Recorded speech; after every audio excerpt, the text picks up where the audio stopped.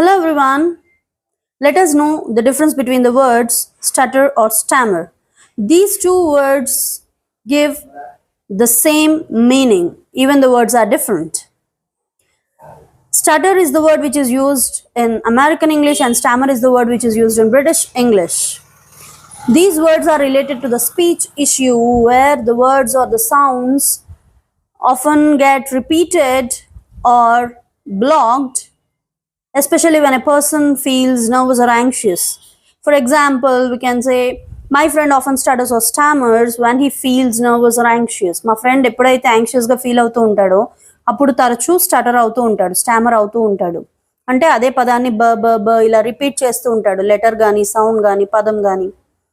If you see anyone who is stuttering or stammering, support them or encourage them rather than making fun of them. ఏడిపించకండి ఎవరిని, support చేయండి వాళ్ళని.